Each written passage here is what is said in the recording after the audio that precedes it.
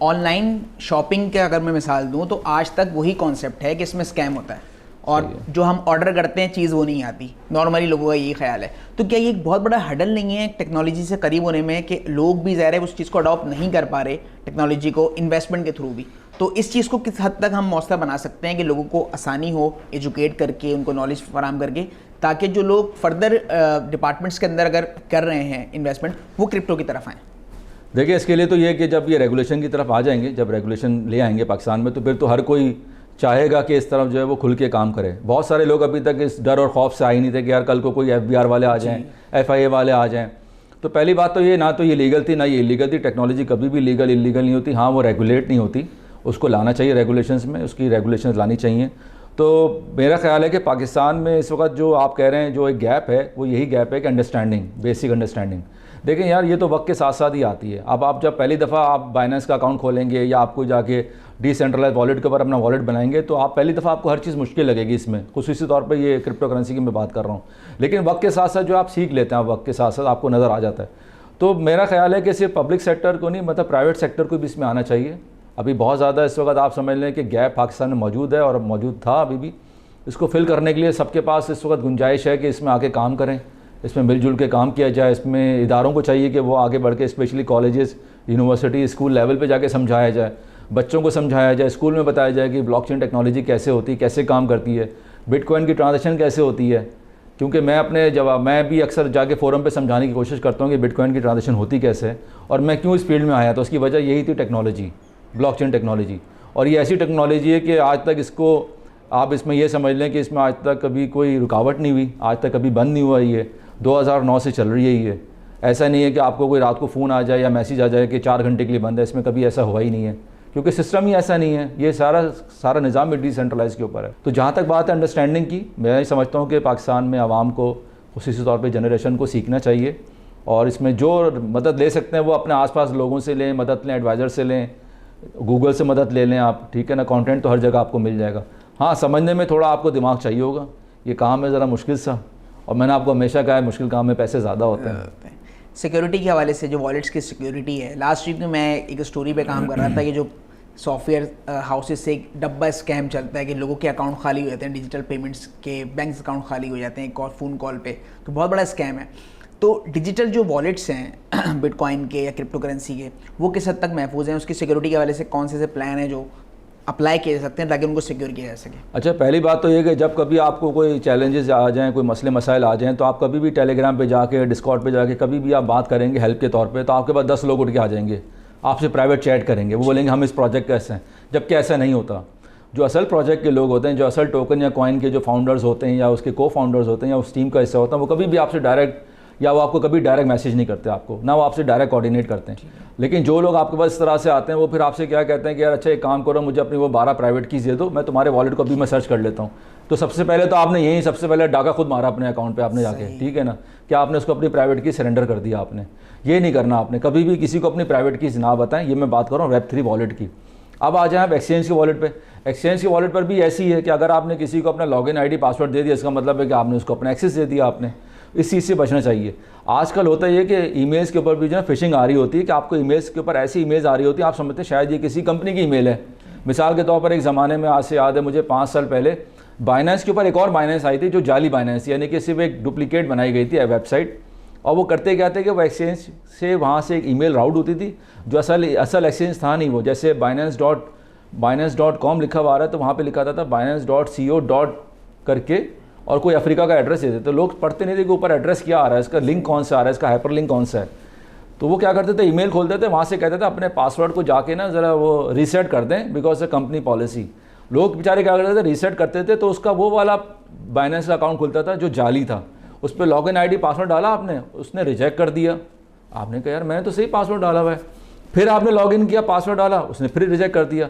वो 2 मरतबा आपके पासवर्ड और लॉगिन को एक्सेस कर लेता है। अच्छा, तीसरी दफ़ा वो आपको एक्चुअल बाइनेंस ला के दे देगा। जैसे आप एंट्री लेंगे, आप अंदर चले जाएंगे, आप एक्चुअल बाइनेंस में, आप तो आपको समझ ही नहीं आएगा हुआ क्या। लेकिन जो 2 अटैम्प्ट आपने की थी वो बेसिकली फेक बाइनेंस आईडी के ऊपर की थी, फेक एक्सचेंज आईडी के। लेकिन उस दौरान आपने दोनों अटैम्प्ट में उसको अपने पासवर्ड भी दे दिए और आपने अपना लॉगिन आईडी भी दे दिया। तो कभी भी याद रखेंगे, रीसेट का जो होता है, या आपके पास कभी भी कोई ऐसी ईमेल आती है, एक्सचेंज कभी भी आपको ऐसी ईमेल नहीं करती, और अगर आती तो ये सब फेक होती हैं।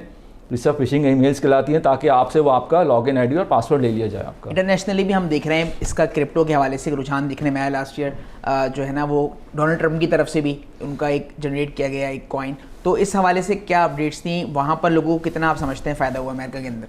देखें, इसके लिए तो ये तो कहलाता है मीम कॉइन। मीम कॉइन जो है बेसिकली एक उसकी जो फंडामेंटल्स हैं वो किसी इवेंट पर हैं, किसी सेंटीमेंट के ऊपर है, किसी वाक़े के ऊपर हैं, किसी ऐसे इंसिडेंट के ऊपर हैं जो उस वक्त करंट अफेयर के ऊपर आ रहे होते हैं, ठीक है। तो ट्रंप का चूँकि नाम अपना है, एक पॉपुलैरिटी उनकी, कौन नहीं जानता उनको दुनिया में, तो उनके हो सकता है आसपास के लोगों ने या जो भी होगा उन्होंने इसके नाम को टोकन निकाला। लेकिन जब वो टोकन निकाला उसकी जो प्राइस थी, उसकी प्राइस को किसी को अंदाज़ा नहीं था। लेकिन जब वो नॉर्मली सेंट्रलाइज एक्सचेंज के ऊपर आए तो उसकी प्राइस तकरीबन कोई $2-2.5 या शायद $4-5 से शुरू हो चुकी थी और वो $72 तक गई है। और वो इतनी तेज़ी से गई है कि वो 2 दिन के अंदर उसने इतना वॉल्यूम जनरेट किया है कि वो सबसे टॉप पे आ गया था वो पूरी क्रिप्टो की मार्केट में।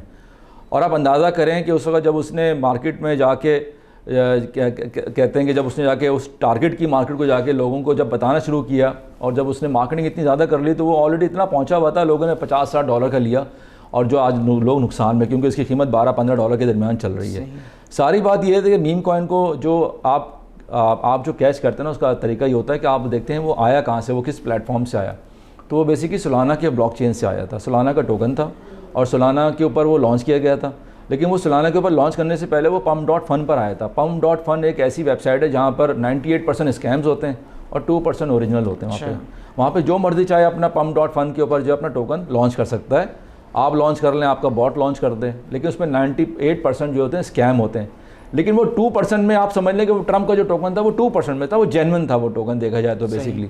तो जब वहाँ से वो स्टार्ट लिया तो you know the price of the Trump token that was only $0.18, 18 cent का था वो, यानी कि 18 सेंट से जब वो एक्सचेंज पर आया, सेंट्रलाइज एक्सचेंज पर जब वो लिस्टिंग के लिए आया तो उसको प्राइस उसकी $1-2 के आसपास थी।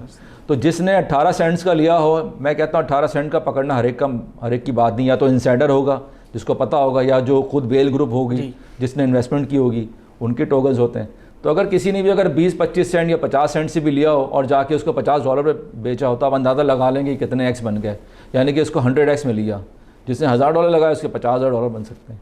तो इस तरह के मीम कॉइन जो है वो आते रहते हैं। इसमें जो है इसमें ख़त्म जो है वो परेशान होने वाली बात नहीं है। मीम कॉइन का एक अपना एक फंडामेंटल्स है।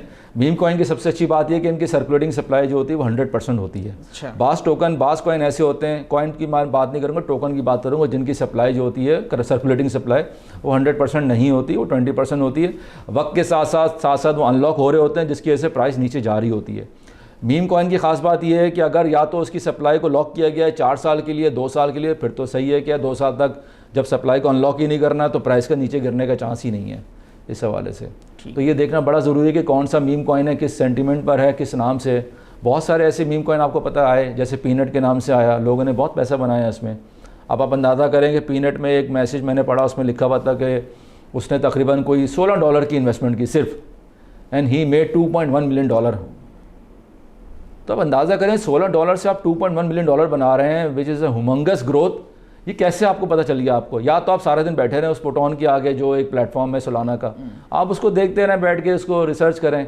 आप समझ लें कि ये ऐसा है कि आप एक बहुत बड़ा एक जहाज़ चला रहे हैं, आप उस कॉकपिट में बैठे हैं जिसमें बहुत सारे गैजेट्स, बहुत सारे टूल्स आपके पास हैं, जिसमें ट्विटर भी है, टेलीग्राम भी है, डिस्कॉर्ड भी है। जैसे जैसे जो चीज़ आ रही है आप उसको व्यू कर रहे हैं, उसको पढ़ रहे हैं, उसकी वेबसाइट चेक कर रहे हैं, जाके उसको मवाजना कर रहे हैं कि आया इसकी, क्योंकि ट्रम्प जैसे ही आया था, ट्रम्प के पास बहुत सारे ट्रम्प के नाम के टोकन भी आए थे, लेकिन वो सारे के सारे जाली थे, फेक थे, वो उनकी प्राइस में फ़र्क भी नहीं आया कोई। लेकिन नुकसान किसने उठाया? वो लोगों ने जाकर उसका कॉन्ट्रैक्ट नहीं चेक किया, क्योंकि असल ट्रम्प का जो कॉन्ट्रैक्ट था वो दूसरे फेक वाले कॉन्ट्रैक्ट से मुख्तलिफ था वो। तो ये लोग चेक नहीं कर पाते कि असल कॉन्ट्रैक्ट कौन सा है और नकली कॉन्ट्रैक्ट कौन सा है। तो उसके लिए ज़रूरी है कि जहाँ हम उसकी वेबसाइट देखें, वेबसाइट में जाके चेक करें कि उसका को फॉलो कर रहे होते हैं लोग, कि उसका CA क्या लिखा हुआ आ रहा है, यानी कि कॉन्ट्रैक्ट अनाउंस क्या लिखा हुआ आ रहा है।